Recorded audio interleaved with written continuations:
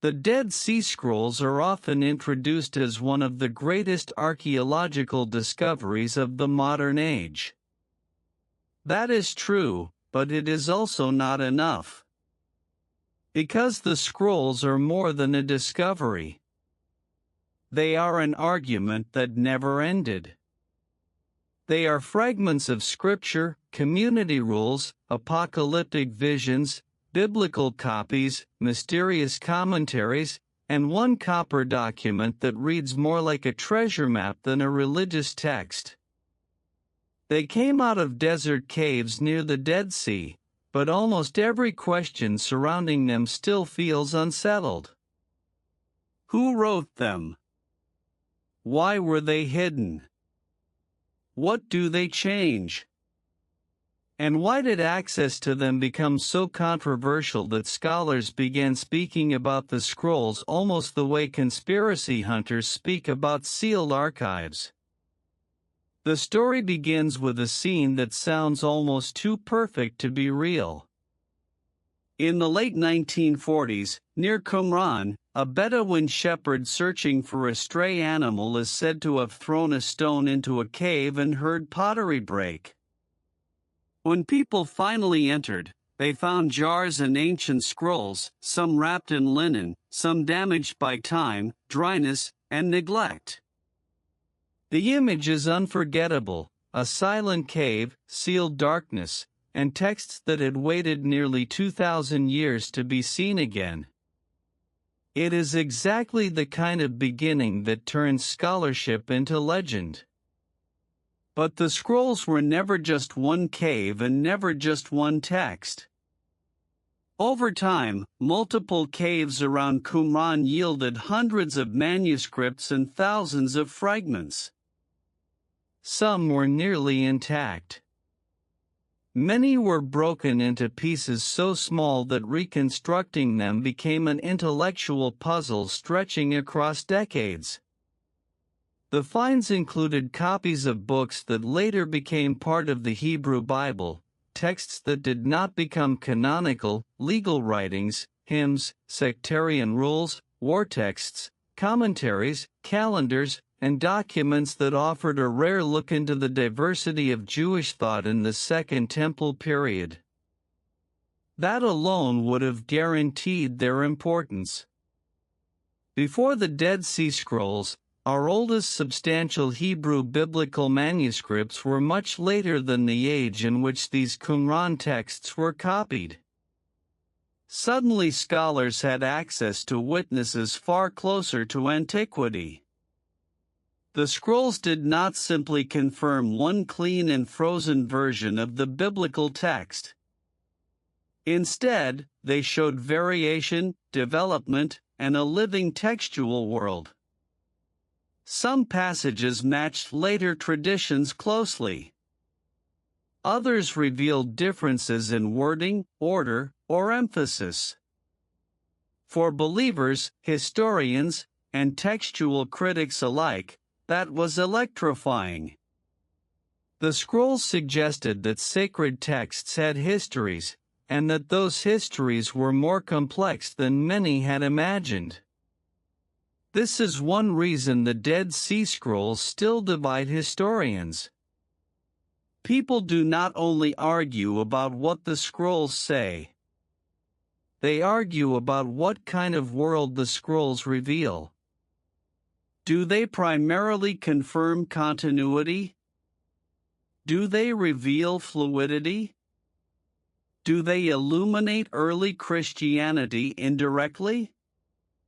Do they mainly tell us about one isolated Jewish sect? Or do they open a window onto a much wider network of ideas circulating in Judea before the destruction of the Second Temple? Every school of interpretation has something at stake. The first great question is authorship. For decades, one dominant theory held that the scrolls came from a Jewish sect commonly identified with the Essenes, a community living near Qumran with strict rules, ritual discipline, communal practices, and an apocalyptic worldview.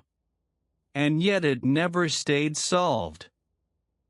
Other historians challenged the Essene model, arguing that the evidence was less secure than it appeared. They questioned whether Qumran had really been the home of a scribal sect, whether the manuscript collection was too diverse to belong to one group, and whether at least some of the texts could have come from libraries in Jerusalem, hidden in the caves during the Roman advance. If that is true, the scrolls do not represent one isolated community alone. They represent a broader collapse, a desperate act of preservation during war. The difference is enormous. In one version, the scrolls are the library of a sect. In the other, they are the emergency memory of a civilization under threat. That uncertainty reaches into almost every major theme. Consider the so-called community rule, one of the most discussed sectarian texts. It seems to describe admission rituals, ranks, punishments, property rules, and a moral worldview built on absolute division between the righteous and the wicked. Many readers see it as the backbone of the Qumran sect. But how representative is it of the whole collection? Was it central or one voice among many? Historians still disagree, because the scrolls do not hand us a simple archive catalog with clear labels. They hand us fragments, patterns, probabilities, and room for competing reconstructions. Then there is the War Scroll, another text that helped make the discovery feel dramatic. It imagines an apocalyptic conflict between the sons of light and the sons of darkness, with ritual, order, and divine judgment shaping the battle. Even readers with no background in ancient Judaism can sense how explosive that is. This is not dry administration. It is a worldview burning with expectation. It shows that before Christianity emerged as a distinct movement, the religious atmosphere of the region already contained intense hopes for final confrontation, purification, and cosmic reversal. That matters because it complicates lazy historical narratives. The world around the birth of Christianity was not calm or intellectually uniform. It was charged. And once historians realized how charged it was, a second argument began: how close were some of these Qumran ideas to ideas that later appear in Christianity? The scrolls do not mention Jesus. They do not function as a hidden Christian archive. But they do reveal a world filled with messianic expectation, symbolic readings of scripture, ritual communities, eschatological tension, and arguments over purity and law. For some scholars, that makes the scrolls essential background, not because they prove anything simplistic, but because they remind us that Christianity emerged from a very crowded religious landscape. For others, public fascination has exaggerated those connections. That tension between scholarly caution and popular excitement has followed the scrolls for decades. No discussion of the Dead Sea Scrolls can avoid the Copper Scroll. If the rest of the collection feels ancient, sacred, and fragile, the Copper Scroll feels almost cinematic. Unlike the parchment and papyrus texts, it was inscribed on copper and had to be cut open for reading. Instead of community regulations or biblical passages, it lists locations and quantities of hidden treasures in astonishing detail. Gold, silver, offerings, temple wealth, caches buried or concealed in specified places. The tone is practical, almost administrative, and that is exactly what makes it disturbing. If it is symbolic, it is strangely concrete. If it is literal, then it describes one of the most tantalizing lost treasure records in antiquity. Historians still argue over what to do with it. Some see the copper scroll as a genuine record connected to temple treasure hidden before the Roman destruction. Others think it may be legendary, idealized, or connected to a community tradition that was never meant to guide literal recovery. Treasure hunters love it because it sounds actionable. Scholars fear overstatement because the text has never led to a definitive recovery of the vast riches it seems to describe. That unresolved status keeps it alive. The Copper Scroll turns the entire Dead Sea Scroll story from textual criticism into something stranger, a place where biblical scholarship, archaeology, myth, and treasure lore all collide. Then there is the question of secrecy, and this is where the Dead Sea Scrolls became more than an archaeological subject. For years after the initial discoveries, access to large portions of the material was limited to a relatively small editorial team. Publication moved slowly. Photographs were not widely accessible. Scholars outside the inner circle complained that a discovery of global significance was being effectively monopolized. Suspicion grew. Were the delays ordinary academic caution? Were the fragments simply difficult to reconstruct? Or were there institutional, political, or religious reasons that some texts were not being released quickly? This controversy did real damage to trust. Once the public hears that ancient texts of enormous importance exist, but only a small number of experts can see them, the conspiracy machinery starts instantly. People begin imagining suppressed evidence, hidden gospels, scandalous doctrines, dangerous contradictions, and proofs too disruptive to publish. In reality, much of the delay appears to have been explained by the sheer complexity of the material and the structure of academic control. But the social effect was already locked in. The scrolls had acquired an aura of managed knowledge. That aura intensified because the scrolls were not just ancient. They were fragile, prestigious, and politically charged. Control over fragments meant control over publication, interpretation, reputation, and academic power. Entire careers could be built on tiny pieces of parchment.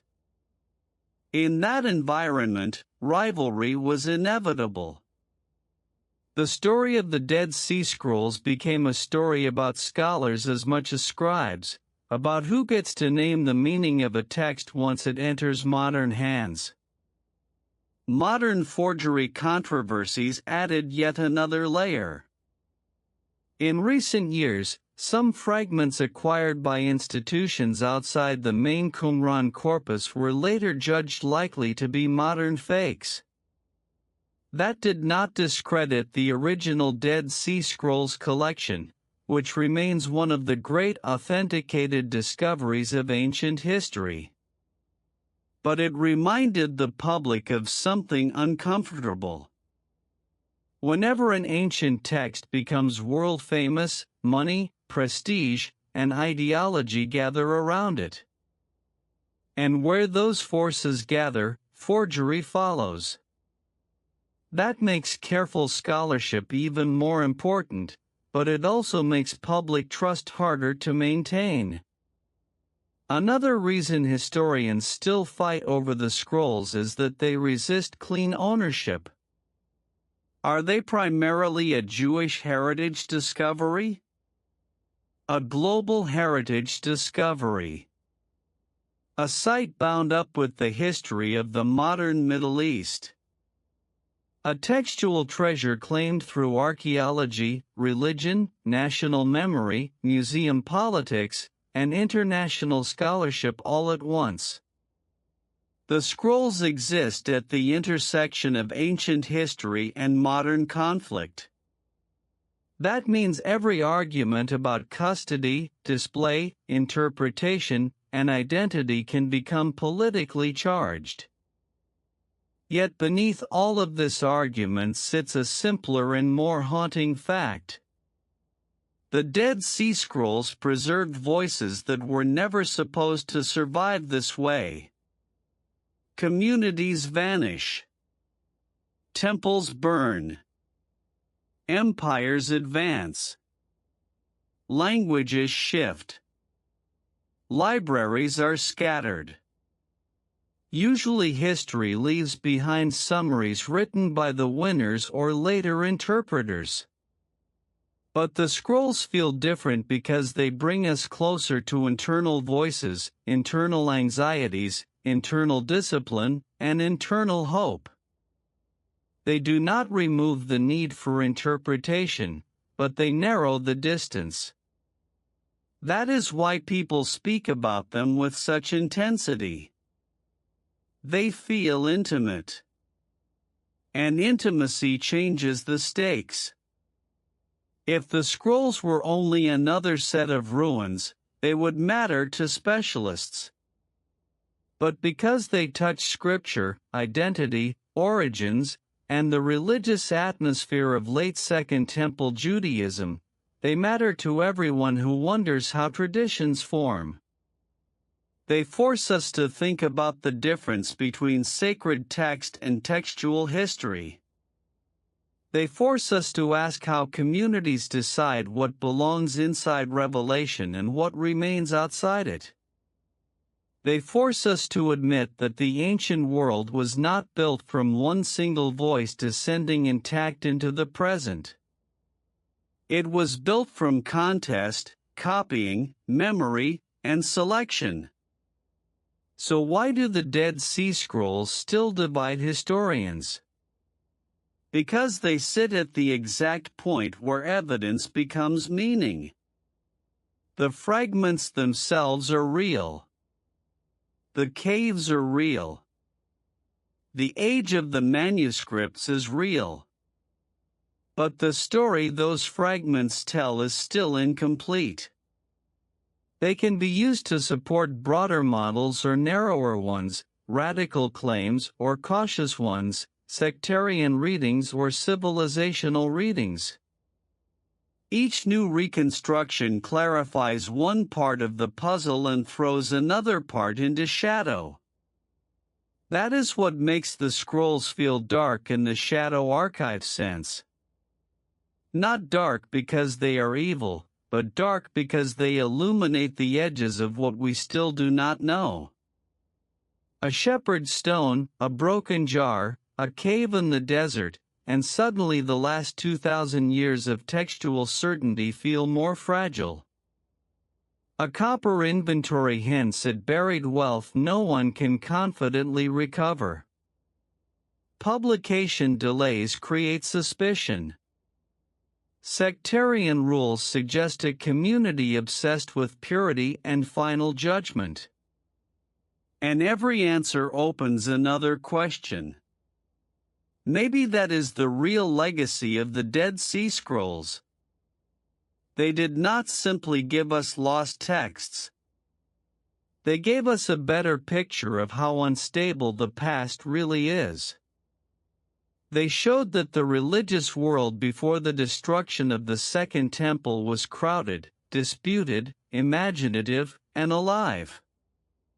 They showed that Scripture itself moved through history as text, copy, variation, and interpretation. They showed that one cave can disturb an entire civilization's confidence in how neatly its story was preserved. And that is why the scrolls still divide historians. Not because the evidence is weak, but because the evidence is strong enough to matter and incomplete enough to argue over forever.